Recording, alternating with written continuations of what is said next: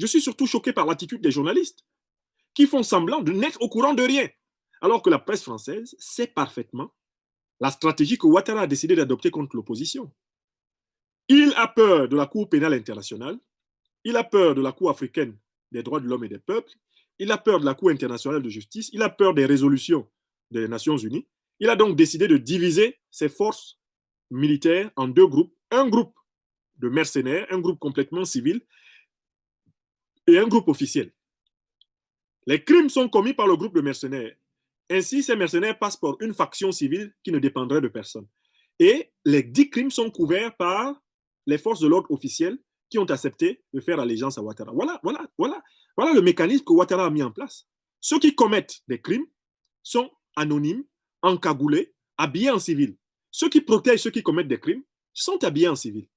Mais comme ce ne sont pas eux qui portent directement les coups, comme ce ne sont pas eux qui directement tuent, eh bien, Ouattara pense ainsi faire échapper les forces de l'ordre sous ses ordres à l'accusation internationale de crimes de guerre, d'assassinats extrajudiciaires, de crimes contre l'humanité, d'organisation de génocide. Voilà. Et la presse française le sait. Les journalistes Gattegno et comment ils s'appellent, Gattegno et Caroline Manger le savent. Mais comme la vie des Ivoiriens ne vaut rien pour ces journalistes français, la vie des Ivoiriens n'est rien du tout, ils n'approfondissent pas pour dire à M. Ouattara, mais les milices sont couvertes par vos forces. Ne craignez-vous pas d'être traîné bientôt devant la justice internationale pour avoir couvert des exactions contre les populations? Voilà la question que posent les journalistes qui respectent la vie humaine des Ivoiriens. Mais ceux de Paris Match s'en foutent. Ils sont venus à Abidjan pour leur gombo, ils font leur gombo, ils posent des questions légères, Ouattara répond comme il veut et la vie continue. Le racisme, le colonialisme et le néocolonialisme puent dans l'attitude de ces journalistes. Alors, la Côte d'Ivoire peut-elle être comparée, franchement, à un État de droit comme les États-Unis ou même comme la France? Pourquoi ces journalistes peuvent-ils se permettre de laisser Alassane Ouattara comparer ce qui n'est pas comparable? Aux États-Unis, on a pu punir ceux qui ont tué George Floyd. On les a finalement arrêtés. Aux États-Unis, le président Donald Trump n'a pas tous les pouvoirs. En France, Emmanuel Macron n'a pas tous les pouvoirs. Il existe un État de droit qui peut emmener un ancien président comme Nicolas Sarkozy en garde à vue. L'État de droit français n'est pas parfait, mais il existe. Et Alassane Ouattara ne peut pas comparer les chiffons avec des valeurs. Il n'y a pas d'état de droit en Côte d'Ivoire. Il n'y a rien qui puisse servir d'échelle de comparaison. Et les journalistes qui interviewent Ouattara le laissent dire. Enfin, Alassane Ouattara dit que c'est l'opposition qui utilise tout ça dans le cadre de sa propagande parce qu'elle veut prendre le pouvoir par la force. Mais question, qui a usé et abusé de la force plus que Ouattara en Côte d'Ivoire pour le pouvoir? Je vous rappelle, 1992, brutalisation de l'opposition.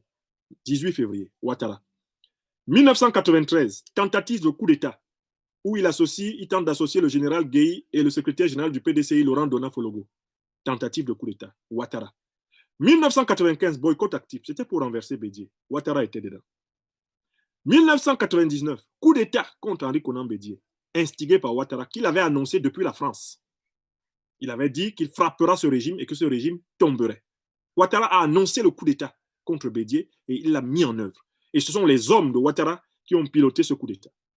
Les généraux Koulibaly, Palanfo étaient derrière. Et les hommes de troupes comme Ibrahim Koulibaly, les Diagao, etc., ils savaient très bien qu'ils faisaient ce coup d'État pour permettre à Alassane Ouattara, qui était exclu du jeu politique ivoirien, de revenir. C'était un coup d'État d'Alassane Ouattara. Je rappelle que Ouattara est auteur du coup d'État du Cheval Blanc, le complot du Cheval Blanc, septembre 2000, contre le général Gueye, il a voulu le tuer. Ouattara. C'est lui qui accuse l'opposition de vouloir utiliser la force. Mais regardez son bilan. 2002, la rébellion. Ouattara, principal instigateur, cofinancier, partie prenante énorme. Ouattara. En 2010, décembre, le Conseil constitutionnel lui dit qu'il a perdu. Ouattara qui veut aujourd'hui appeler les Ivoiriens à respecter comme une parole d'évangile les déclarations de l'homme corrompu, de ce gros corrompu, suant et sudoripant de Kone Mamadou, Ouattara n'a pas respecté ce que le président du Conseil constitutionnel lui a dit en décembre 2010, à savoir qu'il avait perdu l'élection. Ouattara a appelé à la désobéissance civile, une fois de plus. Alassane Draman Ouattara a appelé à l'insurrection militaire. Alassane Ouattara a appelé à déloger Laurent Gbagbo par la force. Et il a obtenu pour cela le soutien du droit international, le soutien de la communauté internationale. Il a pris le pouvoir le 11 avril 2011 par la force. C'est cet Alassane Ouattara qui ose stigmatiser les autres en utilisant le thème de la force, alors que toute sa carrière politique a été bâtie sur l'instrumentalisation de la violence en vue de faire progresser sa propre carrière politique.